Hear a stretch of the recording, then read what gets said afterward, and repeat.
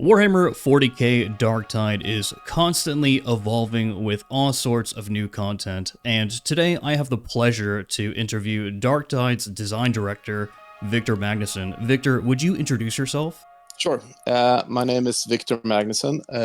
I have been the design director for Darktide about 3 years. I think I started about August or so, 3 years ago. Before that, I've been working at Fatshark for almost 17 years. So I worked on pretty much every game we've ever made.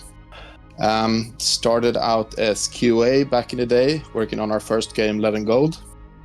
And then I became a designer, worked on my first game design job was a little game called Krater that we released. And then on the whole Vermintide and Darktide series, I worked on both games. During the production of Darktide, I was in charge of what we call the world team.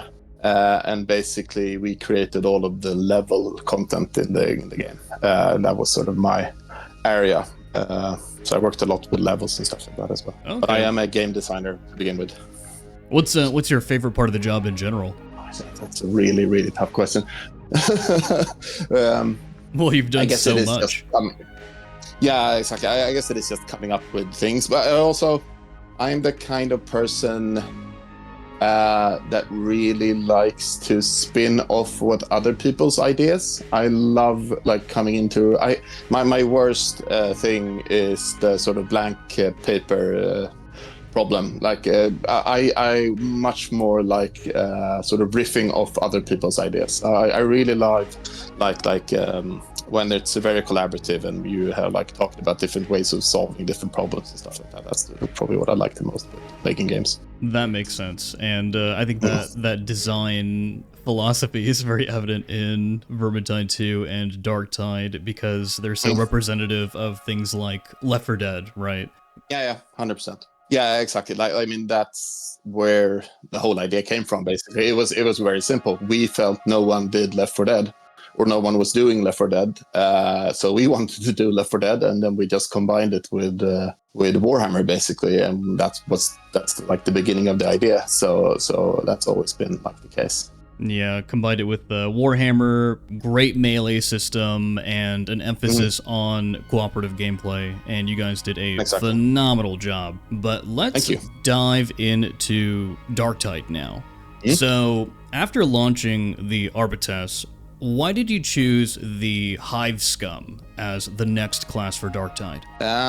It's multiple reasons, actually. There is no one answer to this question. Similarly to what went on when we decided to do Arbites, we had a bunch of different ideas floating around. But one of the aspects was that we wanted something that was like a contrast to the Arbites, and then we thought that it would be really fun to have this sort of cops and robbers idea, so that was part of it. We also wanted to do some different gameplay style, and since the Arbites was all about a little bit of pet gameplay, but also very tanky, we wanted to do something that is more sort of close combat, more frenetic and stuff like that. So we wanted something more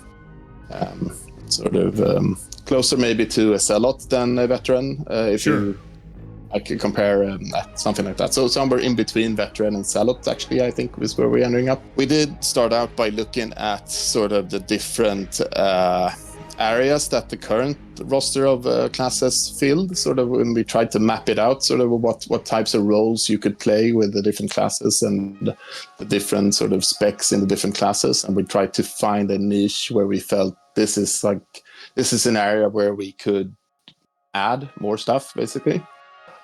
So that was part of it as well. But then also a third reason would be that we really wanted someone or a class that could represent Tertium, the planet. So the Hive Scum are native to Tertium, so it's their home. And we felt that was something that it was a characteristic that we hadn't really portrayed so far. Everyone else, the Arbites in a sense are also local but they're not really part of the society in the way that Hive Scum can be. Sure. So we wanted someone to sort of, this is my home that we're fighting for, and this is our sort of our turf, and we felt that was a really cool, different sort of viewpoint to bring into the roster of characters that we had as well. When I think of the Hive Scum, I think about Zola and her roots, and it kind of makes me wonder, how are they going to fit into the story overall? I don't know how much I should say, but Zola definitely has a background with these people, and she definitely does not think it's the best idea ever to bring them over. But I'll say exactly how it plays out. Okay. Well, pivoting away from the story then, how is the new class going to play? What's its intended role in a group? And like I said, it's closer to a sellout, I would say, than a veteran. But the intent that they're supposed to live sort of in between. They are, compared to a sellout that is sort of very maybe face tanky is a word you could use, where you sort of want to take damage, and you the Hive Scum are way more agile and a bit more like a melee glass cannon always, or like a short range glass cannon. So you do not want to take as much damage as you can as a sellout, but you are super fast and very agile and are able to move in and out of combat situations very quickly. So they're supposed to be super fast and nimble. Gotcha. So pretty much more like almost like a rogue or a hybrid fencer, weaving in and out of melee and ranged combat. That's pretty cool. Yeah. And also they have this, which is new to the class, is they bring toxins and stims that are unique to the class, which gives them unique type of gameplay where it has sort of synergies both from the talents and their weapons. So a lot of their weapons are able to deal toxin damage, and they are also able to affect those toxins within your talent tree. So they're a bit of sort of, you can shoot a guy, sort of poison him, and then move on to the next one and just let him die while you're sort of dealing with the next problem. Stuff like that. So they're very versatile, I would say. Super fun to play, really aggressive. Okay, so I guess mechanically this would pretty much be like Soul Blaze, kind of a unique damage over time effect to the Hive Scum. Yeah, I guess you could say something like that. No, it's close. It's not exactly, but yeah. Another thing that is unique to the Hive Scum is also that they are the first class to truly do dual wield in Darktide. And that is just something that we have been really wanting to do for a long time. It was super popular and fun in Vermintide, sorry. So it's something that we really wanted to bring over. So we have both dual wield ranged and melee weapons on the Hive Scum. And I don't know, I feel first the impression was that they would play very close to like Carillion in Vermintide, but I would say it's more like a mix between Carillion and like Slayer Bardin almost. Yeah. That's actually really cool and very exciting. I hope that we see dual wield options get expanded to the other classes. That would be pretty phenomenal. But overall, when designing the new class, did you apply any lessons learned from the Arbites? For example, the Arbites doesn't really seem to have many cosmetics in the game right now.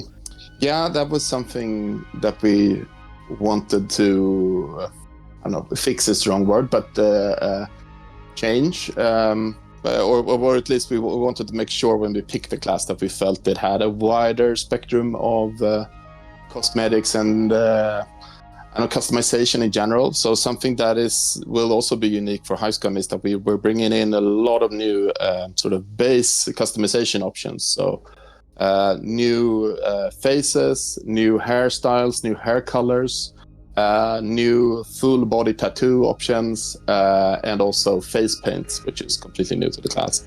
So we really wanted, Arbites, since they are a military police organization, they all look the same, sort of like they have a uniform, but we wanted the Hive Scum to be more unique. So we really wanted to sort of push that angle of it. So you will have a bunch more ways of sort of making sure that your character looks different than any other Hive Scum character, which I think is super cool and really fun. So when Shacknews interviewed you over the summer, you stated that you had 3 class ideas on the short list. Does this mean that we can anticipate another class release in, say, 2026? Well, that was I listened to your YouTube video with Joe who plays Joe. Yeah, with Joe. Yeah, and so I heard you speculating about that. Actually, that was a different shortlist, but that does not mean either or. But those 3 that were on that shortlist was not on the shortlist for this group actually. Oh. So we have there's a bigger shortlist now. Like a longer well. That is pretty exciting. Answers your question at all, but yeah, I mean, yes, we will be doing classes going forward. That's about as much as I can say, I think.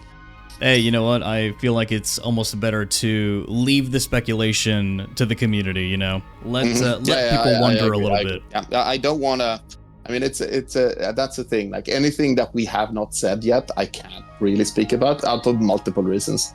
And one of those reasons is that I don't want to take away potential speculation within the community, because that's a lot of fun. It's a lot of fun to sit and speculate what the next class can be, what the next enemy will be, what we will do, and stuff like that. So that you don't want to. I wouldn't, even if I could answer, wouldn't want to answer out of that reason alone. Yeah, that completely makes sense to me. And I guess that kind of answers my next question, which is, do you intend to make classes for the foreseeable future, or is there a point in Darktide's life cycle where there's a sufficient amount of playstyles and roles for you and the team?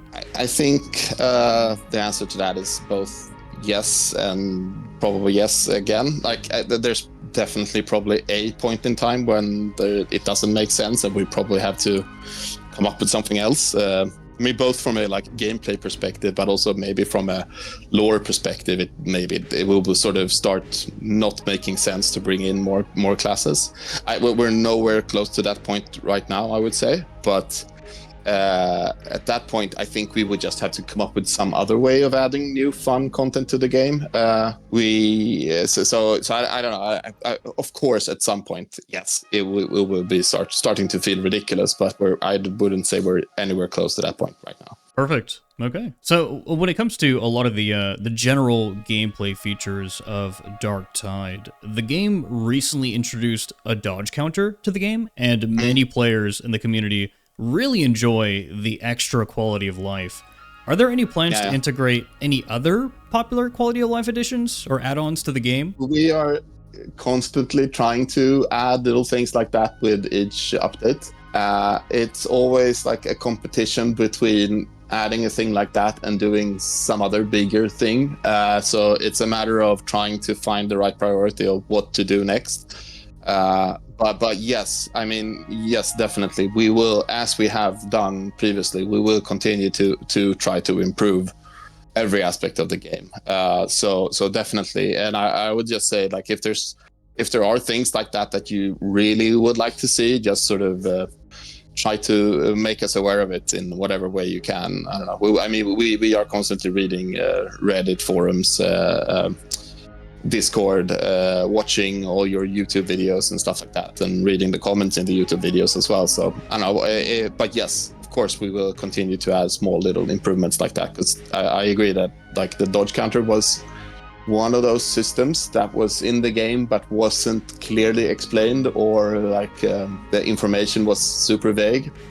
So it just made perfect sense to add something like that. And there are other things like that we sort of either missed or overlooked, or maybe it wasn't even a thing when we created the base of the game. So yeah. That's right. And I'm making you aware right now, Victor, cosmetics are such a huge part of the game.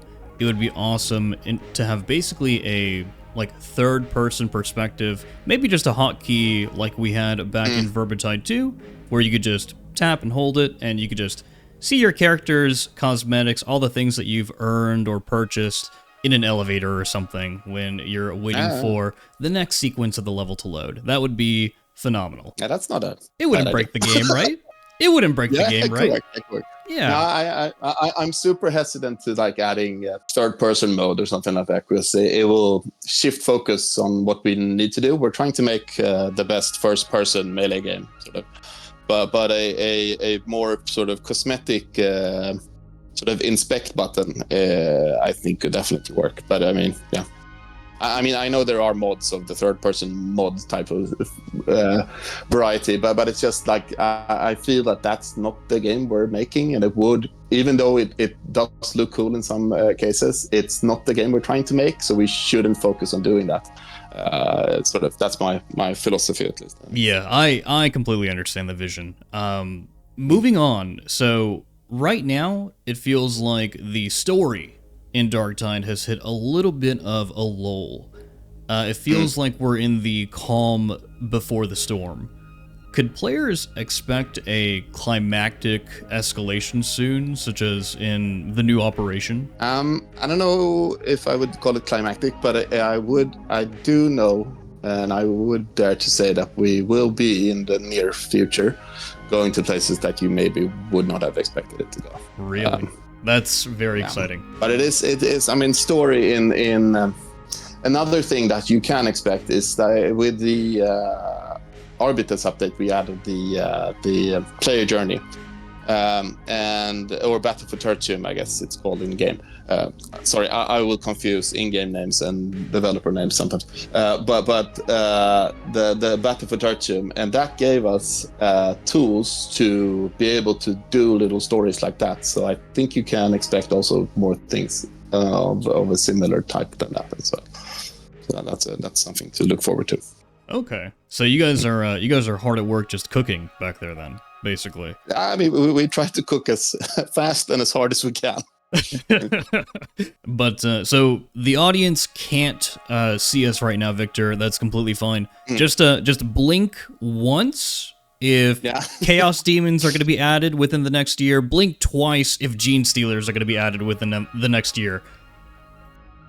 Okay, hey, that's all the confirmation I need. So, the 10-year anniversary trailer showed that you guys collect a lot of data. Tons. Yeah. How do you use this data to make changes to the game? For example, is the data being used to buff underutilized weapons, nerf outliers, or inform changes for class talent trees? What do you guys do with all the data? I usually say that we are data informed and not data driven. So we don't sort of 100% rely on the data, but we do use the data a lot to figure out if things that we are seeing actually seem to make sense. So yes, we definitely use it for like balance changes and stuff like that.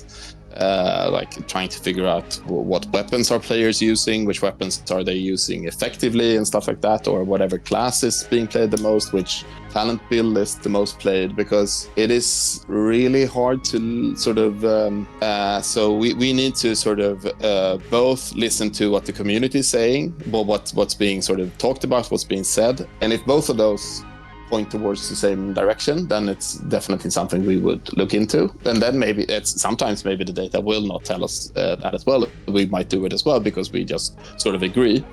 But yeah, we use it all the time for various things, trying to figure out how the game is actually sort of performing and doing, which isn't always apparent from what you read or what people are saying. So it's a super valuable tool to be able to look and sort of see what the actual numbers are on different things. Yeah, I like exactly what you said, how you guys are data informed rather than being data driven, because I think that there's a lot to say for basically just trying to get a vibe check or a temperature check on how everyone actually feels about something. And like you said, there's such a difference in playstyle and variety between players who are pushing Havoc 40 and players who are playing more casual and are just queuing Damnation all day, right? So it's really, really difficult based on data alone just to record every little thing. No, exactly. And then so it always has to be a mix between sort of feedback, gut feeling, and raw data. Like it can never be, and none of them will be correct. So you will have to sort of try to get as much information as you possibly can, and then try to come up with a good solution that you feel should be the right thing. So yeah, we're 100% looking at a lot of data when it comes to this stuff, and we are trying to be as informed as we can when we make these decisions. But it's not always easy. Absolutely. Because to be like perfectly honest, sometimes the data is saying the absolute complete opposite of what like the community is asking for, and we're like, oh, okay, what do we do now? Very true. And last question here, Victor, kind of pulling out of Darktide a little bit and going more general. First off, I'd like to say that I really appreciate all the work that your team has done on Darktide and even Vermintide 2 over the years, and it's really exciting to look ahead. Could we anticipate Fatshark to develop more Warhammer games in the future? I mean, I would look at it like this. We are still working on Vermintide 2. There's still stuff being made there. We are knee-deep in working on Darktide. So right now, we are so focused on Darktide and Vermintide that I have no idea what happens beyond. But yes, I mean, I wouldn't say, like, looking at what we've done, yes, 100% that could definitely be a thing. But right now, we are focused on what we're doing right now. So, like, for the foreseeable future, at least that I can see, it is Darktide and Vermintide. That is what we're doing, sort of. I mean, it's 7 years ago that Vermintide 2 launched. Yes, I believe so. So we do stick around with our games for quite some time. Hey, I love that. I think that's amazing. But Victor, thank you so much for joining me today. Do you have any final words for the audience before we say goodbye?